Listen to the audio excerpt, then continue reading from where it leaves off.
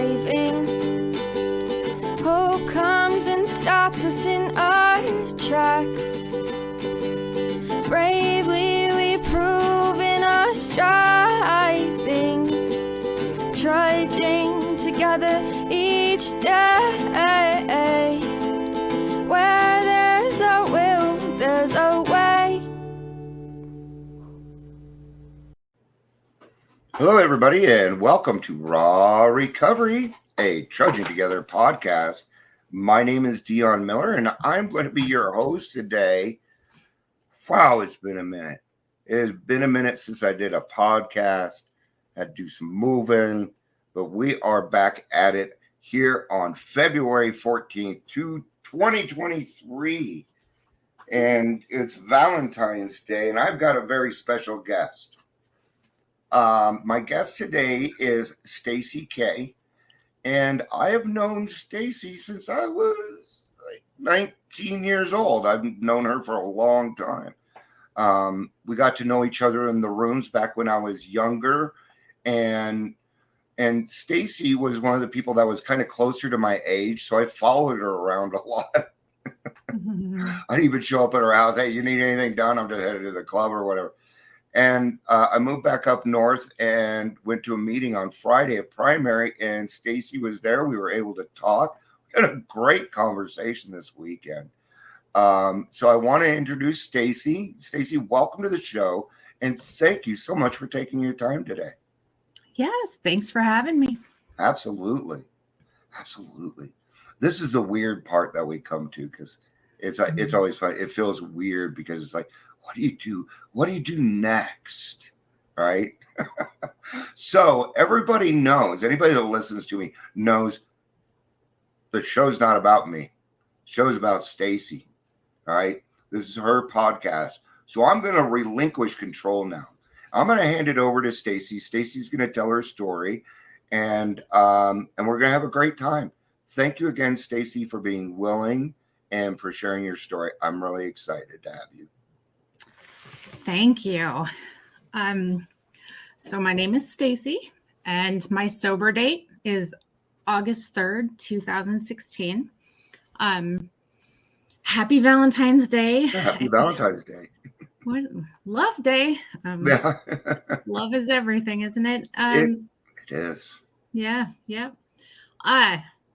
Tell my story. So thank you for having me on the show. I think it's so very important to get that message out there, and to hopefully have somebody hear something that they, that'll bring them into the rooms and get them sober. Yep. Because that alcoholic drug life isn't the easiest life, and it's a very lonely life. So again, I have a little over 6 years sober, and I'm grateful for the people in the rooms. I was introduced to Primary Purpose and to AA through a family member that had gone into the program years before I had, and I was in a very dark place. My life was chaos, unstable, and I was confused. I was confused at why things were so bad. I grew up in a home that had alcoholism in it. I didn't.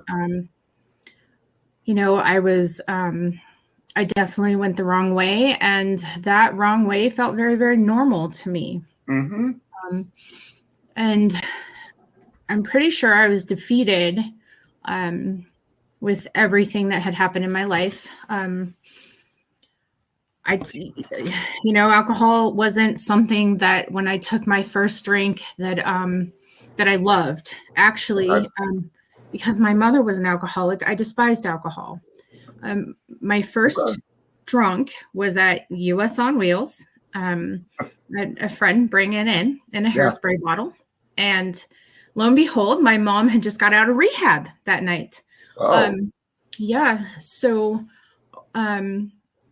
she got to come home from rehab to her drunk daughter.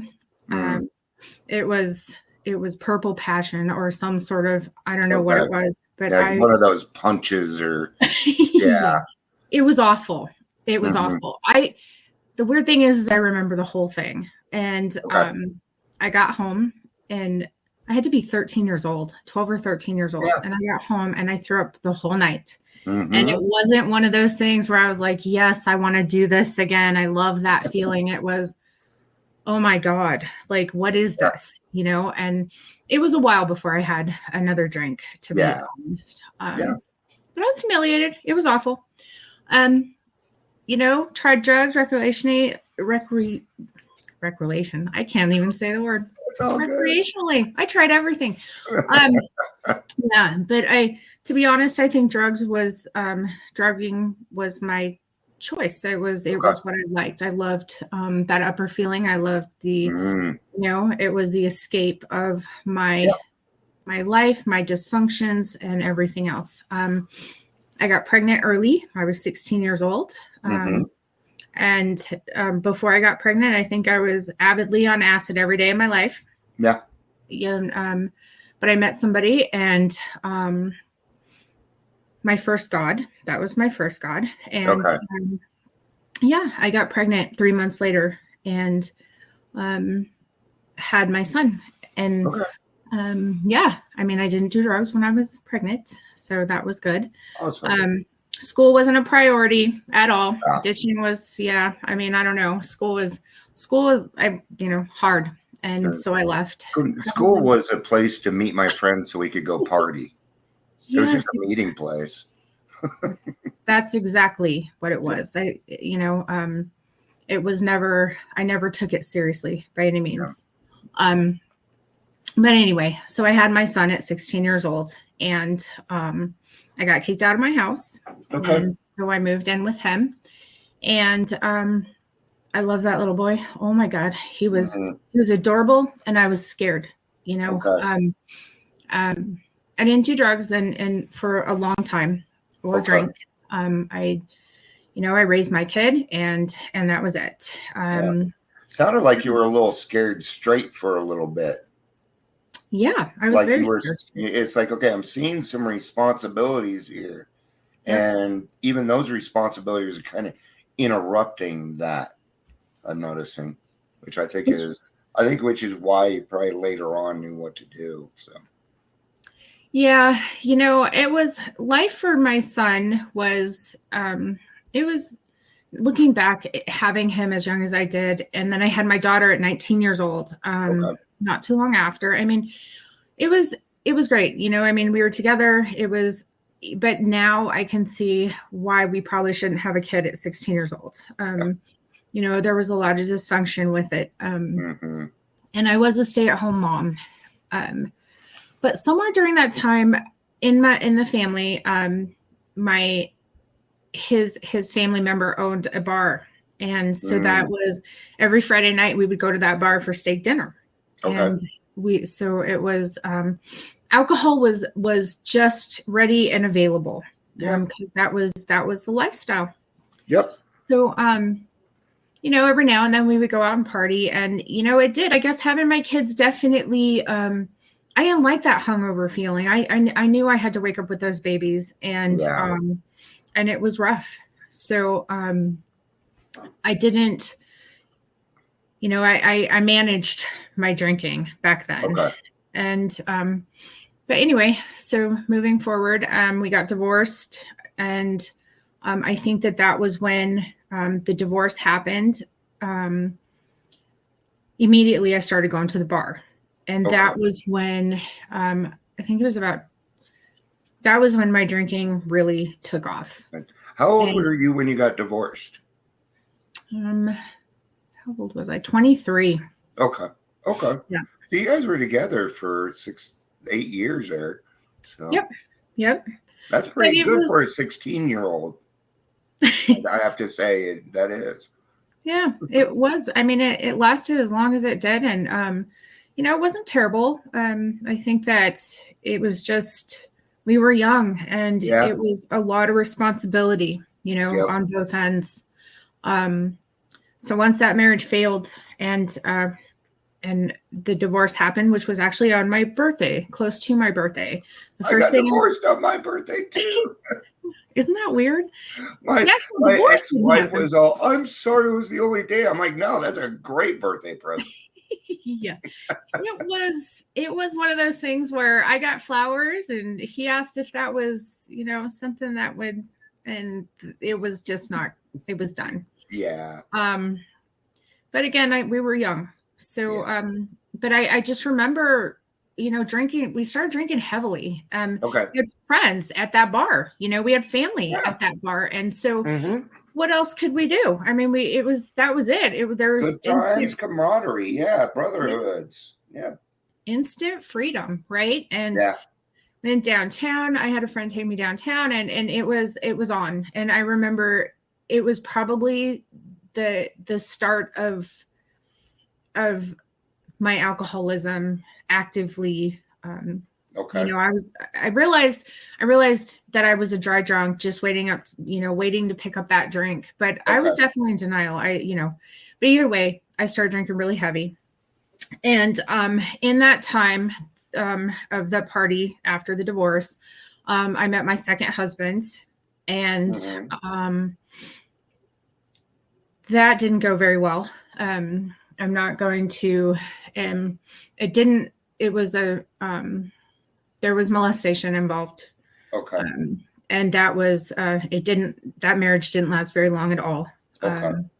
And there was definitely alcoholism involved in that. And so it was something that, kept me drinking, because that guilt of that husband and what he did to my family. And it also tore me and my first husband apart. So then we have, moving on next to I was working, I kept my jobs. That second husband, I remember I felt like my world turned upside down at that moment. And the hell of it all, and what my daughter had to go through, and what, it was just, I think that I felt like somebody punched me and but anyway, so to deal with that, I started partying again, and I met a man, and it wasn't too far away from that time that 9 months later, I had my son, another son. All right. And he was a drug addict and went to jail. So out of desperation, I went ahead and gave him up for adoption, and started the adoption procedures to find a family that could take care of him. So that was hard.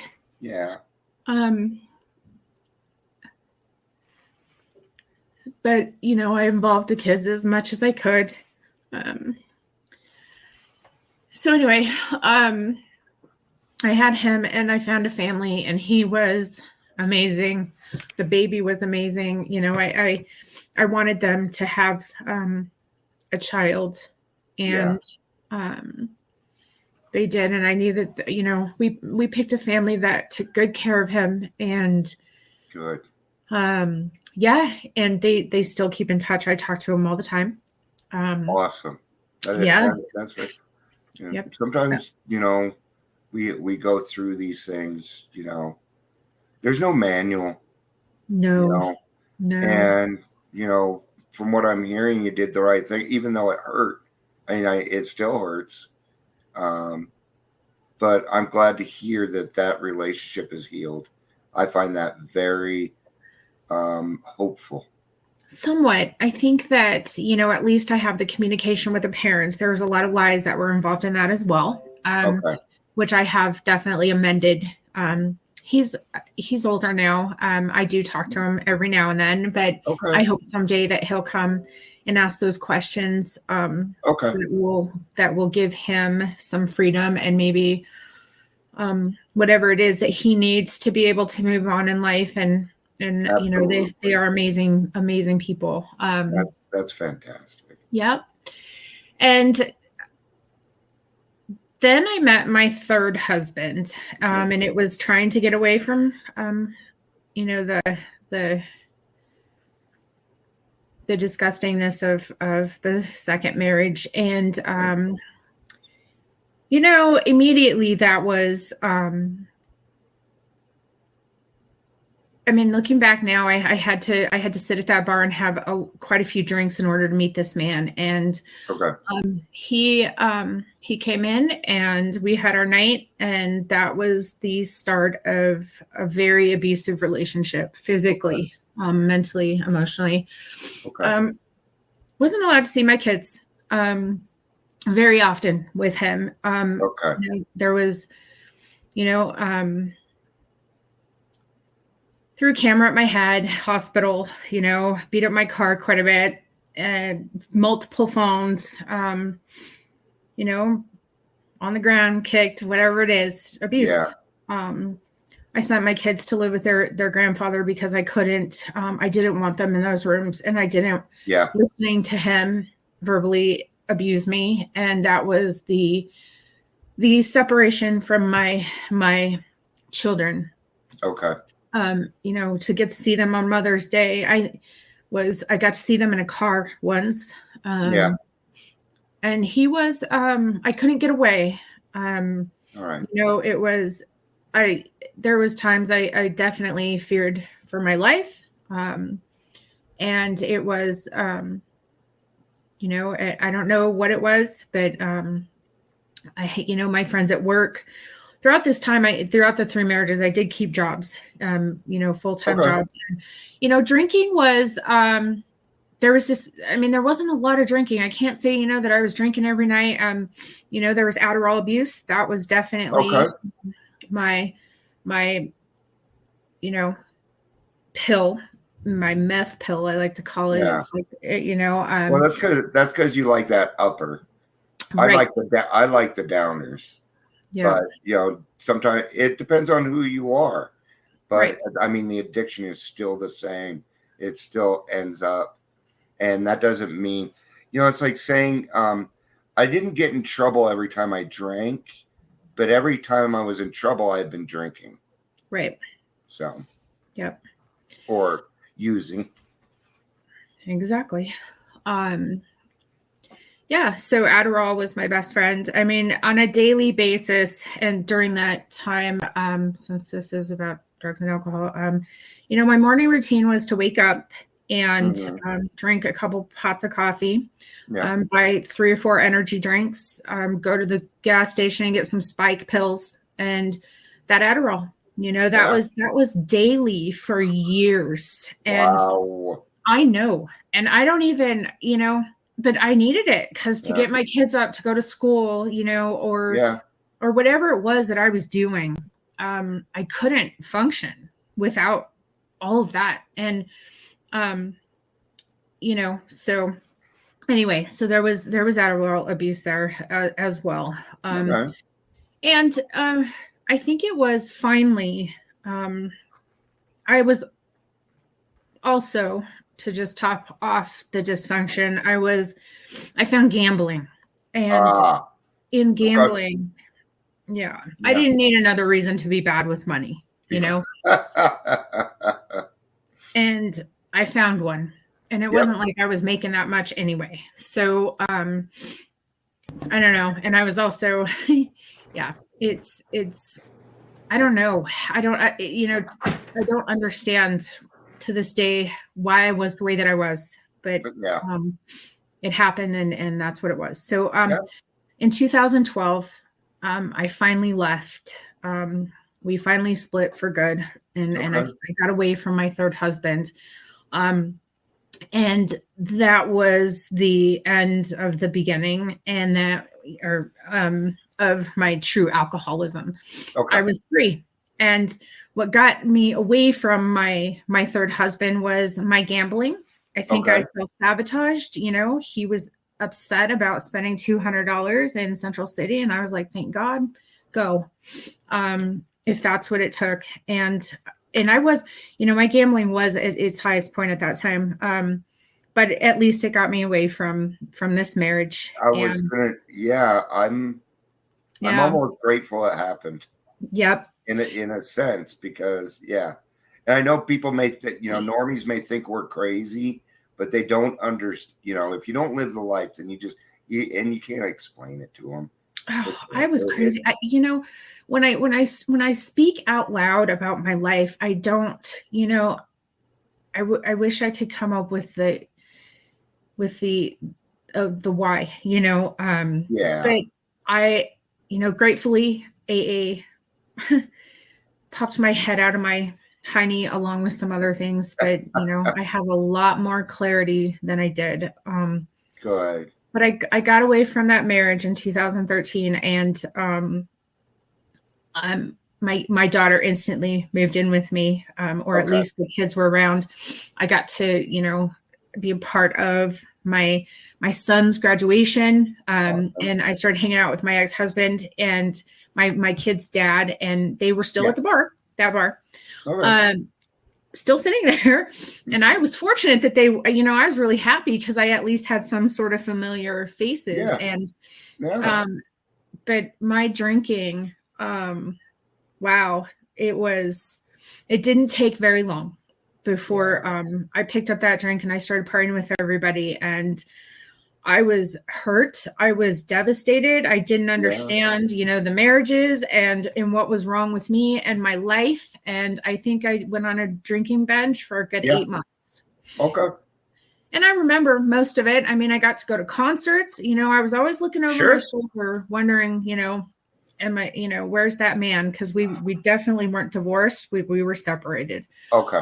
And I didn't hear from him. So that was even, and to be able to be a part of my kids' life, and I got to, see my kids more because they were, I don't know if they were of drinking age, but I got to definitely hang out with them and be a part of their life and get to go to the graduation, good or bad, indifferent. But my alcohol tolerance, I don't think I've ever drank that much in my life. Yeah. And I remember looking around the bar and I was like, is this it? What is, I had fun. I did have some fun, but I ended up losing my job that I'd had for 6 years. I was, my gambling was at its highest. Drinking kind of subsided my gambling.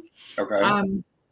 And my shopping problem, actually. So that was good because I couldn't get off the bar stool. But I don't know when that drinking and that time in my life went really bad, but I just remember one day or one night, I don't even know if it was day or night, and I was looking at this refrigerator and I wanted that whiskey that was in that refrigerator, and I was shaking. And I knew that alcohol had finally taken over my life. And lo and behold, I thought that, I was just always around alcoholics, but the truth was I was a dry alcoholic and a dry drunk waiting for that drink, and life gave me a reason, along with gambling, shopping, and dysfunctional behavior. So I at that time, I didn't actually, let me back up. I didn't lose my job right away, but something had happened. I was at work one day and I was standing up I got up out of my chair and I got this pain, and I've never felt a pain like that in my life. And this was during my 8-month drinking binge. And it was close to Thanksgiving, and me and my daughter went shopping for Thanksgiving. And if you can imagine, all I just wanted to do was be with my kids. And I couldn't walk. And I'm like, God, this is so weird. I don't understand. Like, the pain's not going away. Yeah. So, the pain got worse daily. I couldn't work. So that I actually took off work, went on disability, didn't get disability check because of course you didn't. So I was practically starving, but, my eye swelled shut. And I kept going to doctors because I'm like, I can't open my eye. If I were to open my eyes, I would see double. And I had excruciating pain. It didn't just stop in my leg or my glutes. It went throughout my whole body. And I went to the top neurologist, and they couldn't find anything wrong. So 3 months, I lost ability to, I couldn't go to the bathroom. I was crawling on a floor. I couldn't walk. Yeah. And I was frustrated because I needed some answers because I've never felt pain like that before in my life. And I couldn't see. Yeah. And finally, I made a phone call to a therapist, and I said, I don't know what's happening, but the medical people don't know what's wrong, and I'm still pooping and peeing myself, and I'm in excruciating pain, and all they're giving me is medication, and it just makes me sleep. Yep. It was, and I think it was neuropathy is kind of what they came up with. Okay. But the therapist sent me to a doctor. And now I know she was a holistic doctor. And after 3 months of laying in bed in excruciating pain with my eyes swollen shut, I was referred to this doctor, and she had, I don't know what she did, but she brought me in that day and got me in right away. And then she had me come back at night, and she is a chiropractor, but it wasn't long before I had the ability to walk again, and I had my eye opened. It wasn't swollen anymore. I went to eye doctors. They still couldn't. My vision came back. And I'm talking within 2 months. Yes. Yeah. And I will never forget that pain as long as I live. I don't have a lot of the symptoms today from that. Was it from drugs and alcohol and coffee and 4 energy drinks a day, Adderall, I don't know, abuse. I'm not sure. Whatever it is, I'm grateful for that doctor. And that therapist that sent me to that doctor. And at that time I couldn't work, and she hardly charged me anything. But I ended up going, so I did go back to work after that, and I went in and not for very long, and I put in my month notice. That company was amazing, and all the companies that I worked for during the abuse and everything else were phenomenal. I have a lot of, I still talk to most everybody that worked there, and they're great people. And I'm appreciative of, because goodness, I don't even know how I kept my jobs, but anyway. Well, and a lot of times when you leave a company, there's this strain and things like it just doesn't even need to exist. And that's cool that they didn't put that on you. That's nice. I gave appropriate notice, so after that, I did get, I started feeling better, and I went back to the bar, and I was fortunate to have my family, and my son and, my daughter and my son's best friend and everybody there, that were helpful, and my ex-husband, my kid's dad. And I ended up moving in with my kid's father. They let me stay there because I couldn't work. And I also lived with a friend, but there was something that I sat in that room for a long time, because I knew that I did not want to go into another abusive relationship. I didn't, so my ex-husband sent me to the family member that had gotten sober through AA, and I got to go up there, and I was, I sat there and I chain smoked and cried outside. She had a lot of losses in her life, or a loss in her life but that's what I remember. And on my way, you can't imagine that my health was really great, but on my way driving up to Delta, I had a cold, and I always had bronchitis because I smoked so much, but I lost my voice, and complete laryngitis. It wasn't just a little bit, but I lost my voice completely up driving up there because I was coughing so hard. And so the whole weekend that I was with this woman that, that I had partied with, that looked gorgeous, that had quit drinking, I couldn't say anything, which was probably the best blessing of my whole life, because I always have a lot to say. And listening wasn't my best skill. And to be honest, as I was sitting there crying, smoking my cigarettes, I probably heard, it sounded like wah, wah, wah, wah, wah. And that's no lie. My head was so Yeah. fogged from the Spinning. drinking, the drugs, the pain, Yeah. and there was another family member up there at the time. So it was, I felt good, but she had handed me the AA book, Anna Jesus Calling, Okay. and said, and I definitely didn't have any sort of faith. I don't know if you're an alcoholic, and I tried to listen to her the best I could. Yeah. But if anybody, I would at least listen to her.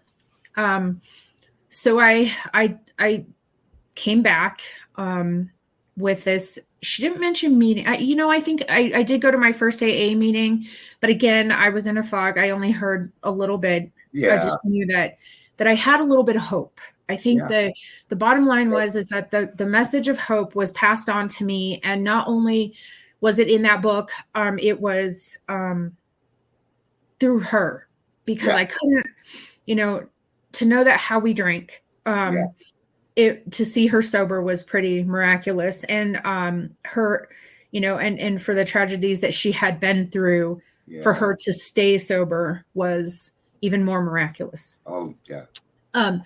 So I went home, and I wasn't quite sure what I was going to do. I probably put the book away. I'm sure it was on a shelf. So I know I did. And my ex-mother-in-law had, introduced me to Grace Church, and when I was hungover, let's go to church. And I knew my life was dysfunctional, but I couldn't fathom truly being an alcoholic, because, I would compare everybody else's drinking. Yes. So, I went to, I started seeking God. I started learning meditation. But there was something else that came into my life. There was a guy, and he was somebody that I was in love with in junior high. Okay. And he had, in my world, this man was everything to me. So if there's anybody that could have, and it was one day I was sitting on the floor, and I had discovered Facebook, and I don't know that the man, ever came into my mind much at all, but he did, and I friended him. Wow. And again, he not right away, but he accepted my friend request, and I got invited to some of his events, and I think that deep down in my soul, I knew that that there was going to be a change before he before he came into my life. Sure. But to this day, I honestly believe that God brought him into my life, because there would have been nobody else in the world that I would have ever loved enough to change the things about me, because I was ashamed. Hallelujah. While I was at least with him. Yeah. And I have a respect for this man that goes beyond words. And he was just like this light in my life. And I'm grateful to him today. We did not carry on a relationship, but he was at first, I don't think I even felt shame, to be honest, until I was with him. And I knew that that if I ever got the opportunities to be with him, that I would want to be the best person I could possibly be. Sure. That was it. I wanted to be, I would have taken on the world. And that was, those were the two people in the start of my spiritual journey. And it's been beautiful. I mean, my journey without him being much of a part of it, or once I started seeking a higher power, before I even went into the rooms completely of AA, I think is when my higher power showed me that there could be this happiness that was beyond this lifetime. Yeah. And fortunately, my ex-mother-in-law and my ex-father-in-law gave me a place to be able to sit and ponder that, where I couldn't pay, but I did what I had to do. I took walks, and I got a little bit of my health back, and finally I decided to go into the rooms of AA. Okay.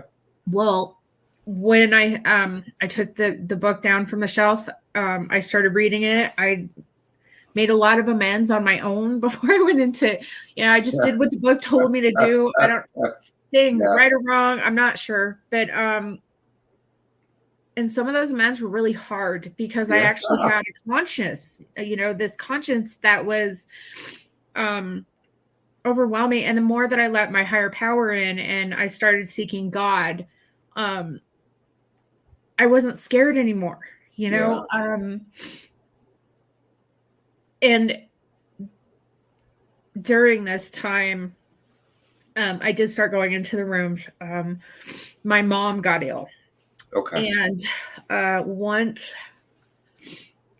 I ended up having to move out of my ex-husband's to go take care of my mother. So if you can imagine trying to take care of somebody that I've hated my whole life. Yeah. And starting the program.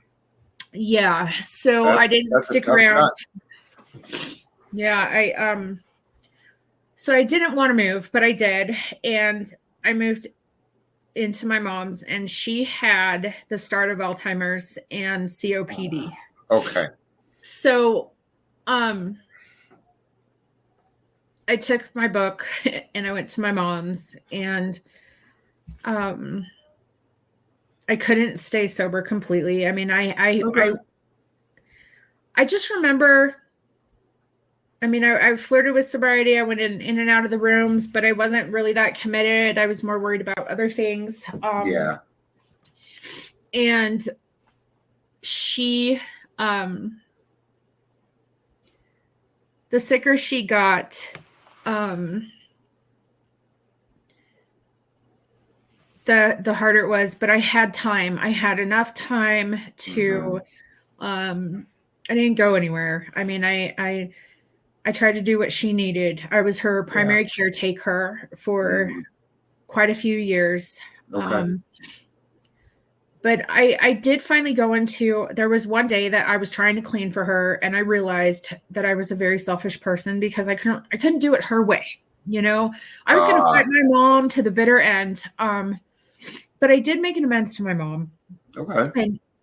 And I sat at the table, and I remember making this amends to my mother, and I was cringing. I was cringing the whole time because I never wanted to, but because she was sick, I didn't want her to die, knowing that I didn't want her to die, and I didn't want to hate her anymore, Yep.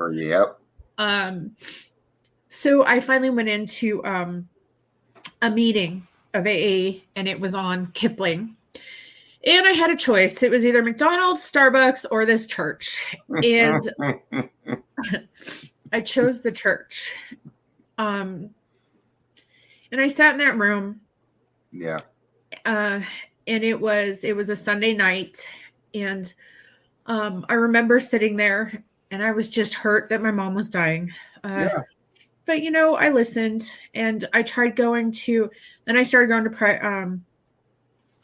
the room's primary purpose. Yeah. And at that time, it was on 44th. And, there were women that bought me books to different programs. Al-Anon introduced me to Adult Children of Alcoholics. Yep. And wow, I resonated with Adult Children of Alcoholics. It kind of deterred me away from my alcoholism because it was gambling and, family dysfunction. And so I latched onto that program quickly while I was taking care of my mom. And I put a good year into that program because I knew that I had a gambling problem, and I knew that I probably had no boundaries. The boundaries weren't even a thing. Yeah. Boundaries, yeah, they weren't. It wasn't. I didn't even know what that was. Yeah, I wasn't very good at them. Yeah, I was pretty convenient to the average male. Yeah. If I needed to be. But something happened, and I ended up going. I couldn't fully.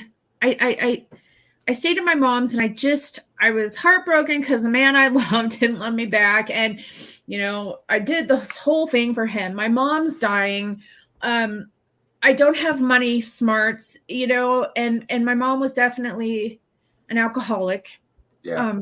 And a very angry, miserable person. And I had to take care of the mom that I hated, even after I made amends.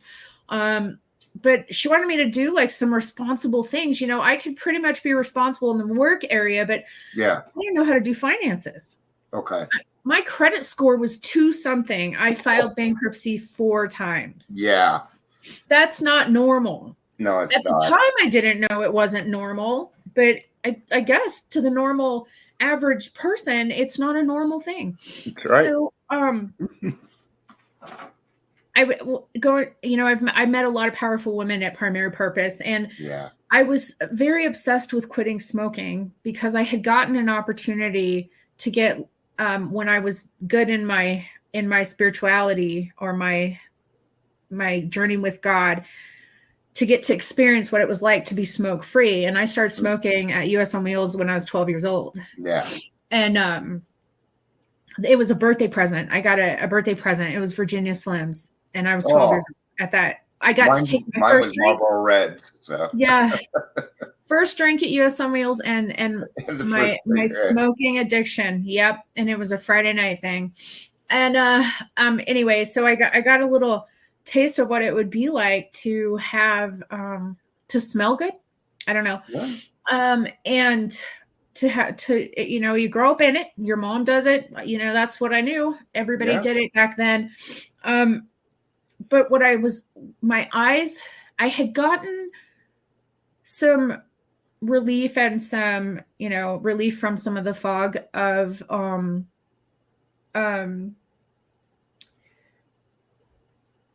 that I knew that cigarettes were killing my mom. Yeah. And, I could put poison in my body for a very, very long time, alcohol, drugs, pills, whatever it is. And, it didn't bother me. It didn't bother me. And when I started going into Adult Children of Alcoholics, they started talking about self-care. Yeah. And,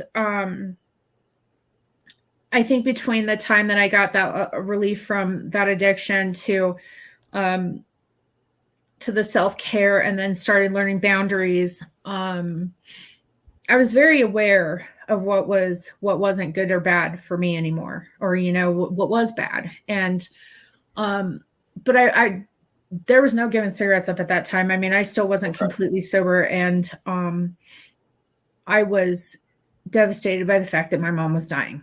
Yeah. And I had to be her memory and her everything for those 4 years, along with my daughter. She was very helpful. So anyway, so Adult Children of Alcoholics started teaching me boundaries. Well, and then Alcoholics Anonymous was trying to get me sober. And I kept going into those rooms, apparently saying I wasn't an alcoholic because I couldn't relate, and I wasn't going to get a sponsor. But eventually, I did get a sponsor, and I went through my steps pretty quickly, which was good. 3 times. I still relapsed. But I remember all of it, and I remember, working my steps, and getting some relief from the 3 husbands at least. And she was teaching me, during my 4th step on, how convenient I was to a man, what my sex life was like, and why I was in the situations that I was for the husbands that I had. And so there was some relief, but there was, I I went up to Central City one day when the whole, in those years that I was sitting there wondering why I didn't get the man that I loved. And, I got enough relief from AA and primary purpose that, I went up to Central City and I took my mom's card, and I had stolen money so I could gamble. And I'm like, well, this has to be the end, because I'm not going to steal from a sick woman. And I picked up the phone and I called a friend from primary purpose, and he said, you need to get off the phone with me and you need to call this woman. And I was terrified because this woman had some stand-up sobriety. And he's like, and you need to tell her that you lied. And I'm like, okay, I'm going to do it. Okay. And I was shaking in my pants. Yeah. I was dying. And I'm like, this woman is gorgeous. She's beautiful. And I have to call her and she's going to yell at me. And but I had this urge and I did it. So I did. I picked up the phone and I called her, and that was the start of my true sobriety. Yeah. Wow. So, I told her the truth and I started going to meetings regularly. I guess it takes what it takes to start, removing that brain fog. To a normal person, they're probably like, you're insane. I know I am, and I know I was it. And it took God, and it took a sponsor, and it took people of AA and people in, adult children of alcoholics to, women that had some stability to just get my mind to get a little bit of sanity. I think it takes a tribe to get sober. It does. It does. I mean, we need to have some humility. And for me, humility is just asking for help, asking God for help, asking my fellows for help, saying, I need help. Yeah. Yeah. What I was lacking, and it took me 2 years to get, 6 years of sobriety, I would say. Going in and out of the rooms. I didn't want to give up the lifestyle, the party, who does? I didn't want to give up some dysfunctions, and nobody ever really told me I had to. They said, if you're not done, go, and I was like, oh, really? But another turn of events was I was standing outside, and if you had my problems, you would drink too, as I was relapsing, even after I picked up that phone, I had a woman that had been in sobriety for quite a while. And I said, my mom is dying and blah, blah, blah. And I was standing outside and she looked at me and she goes, I don't care. She goes, I do not care what is happening in your life. She goes, you need to get in there. And she was very firm, stern, and not very nice about it. And she put me in my place and she said, you need to get in there and get sober. And I was absolutely like, how dare you? Do you know? And lo and behold, now I know I was just a victim to my life. And she saved my life that day. She didn't care about my feelings. She cared about my life. She cared about you more than you did. Yeah. And she knew a lot more than I did. And I appreciate that now. Got to respect those old timers. Oh, my God. They deserve all the respect. Even if sometimes they seem grumpy or they're mean. Yeah. You know what? Every single person in that room wants me to be better. Yes. And that's all they want. I wanted my family to make me better. And instead it was, the tough love woman that did care more about my life. Because she knew I was either going to go out there and live a life and die. But it was really hard for me to hear that all of those big problems and all of the abuse and everything else, what I couldn't, I couldn't use that anymore. Yeah. So I went in and I got sober. And there were many, spiritual awakenings and beautiful things that had happened.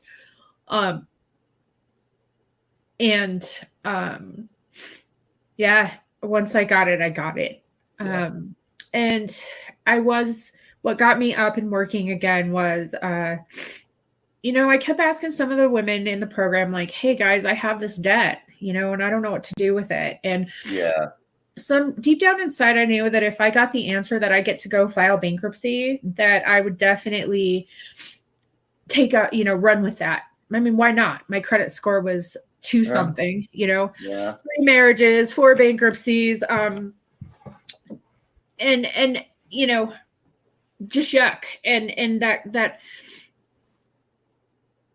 I at least had enough good sense to, I went to the bank and they did tell me to file bankruptcy. Some of them did, but I went to the bank and I pulled my credit report, and I was at Wells Fargo, and they said, you need to start paying off your banks. And Yeah. I knew that in the book, it said, we do not balk, so there was not one financial amend that I wasn't going to make. Yeah.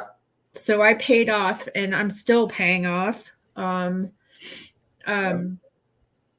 paid off my banks, and I went, I started working in a restaurant to pay those off. And I relapsed in the restaurant because somebody offered me some alcohol and drugs. How dare they? But, I guess whatever it takes to, whatever relapse I needed to get me to realize how powerless I was over alcohol, drugs, and money management. And I just wanted to be a teenager that floated around the world, Yeah, I still do.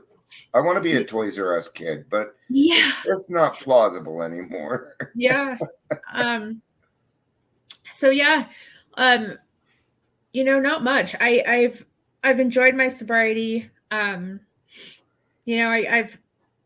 You learn, you got to stay teachable. One day at a time. I've definitely made some mistakes along the way. I had a great, I've gotten to experience a relationship in sobriety. And it hurts to, first of all, be very honest. And it also hurts to do the next right thing sometimes. It does. I've learned that I don't always get what I want. And sometimes that makes me really mad. Yeah.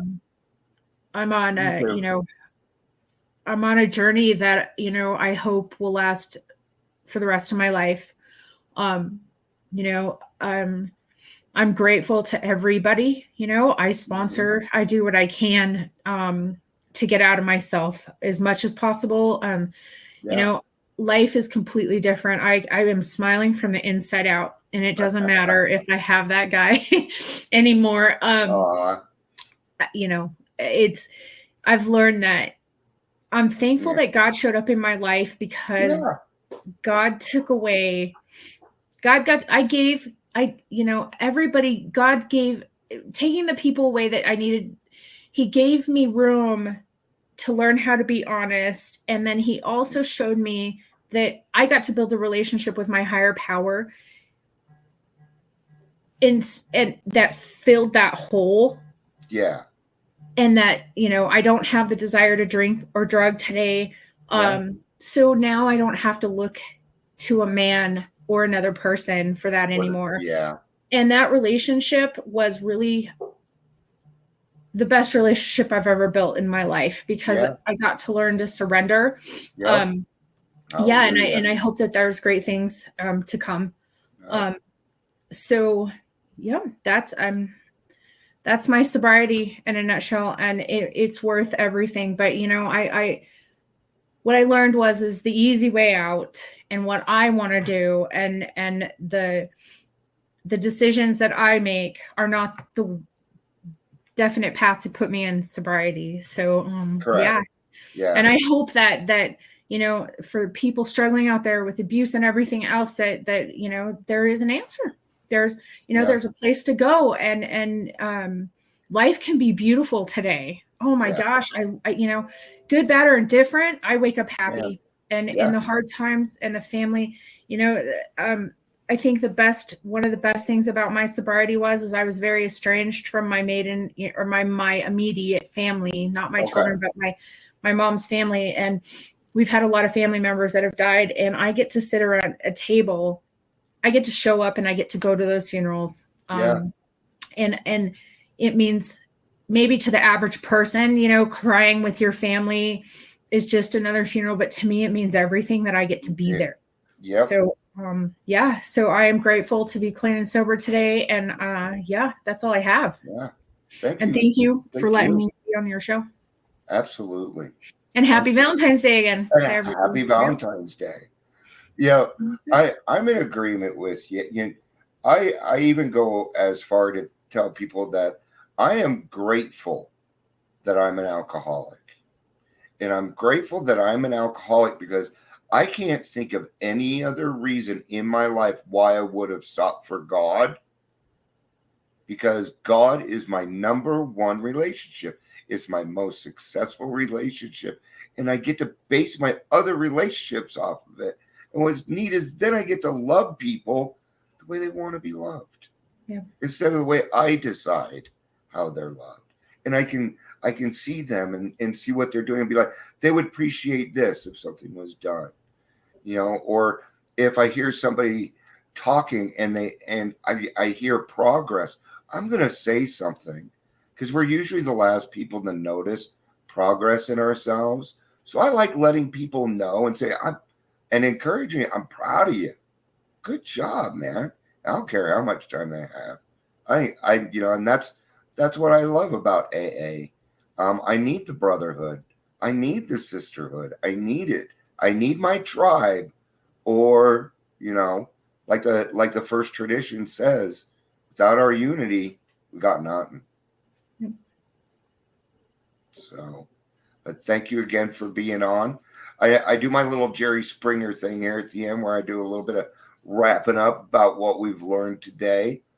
And, you know, I think it's really neat. There are a lot of things in your story that I felt a part of. And your story is kind of like mine in a way. I mean, it's different, but I can still see those similarities of doing this and doing that and trying to get in. You know, I had a slip during my 4-step. You know, I relapsed 22 times in 2 years. So, but it took what it took. So when people tell me that relapse and slips aren't a part of recovery, not in my experience. My experience says something different. Maybe not in their experience, but that's okay. So let's end it with this. There is one that has all power.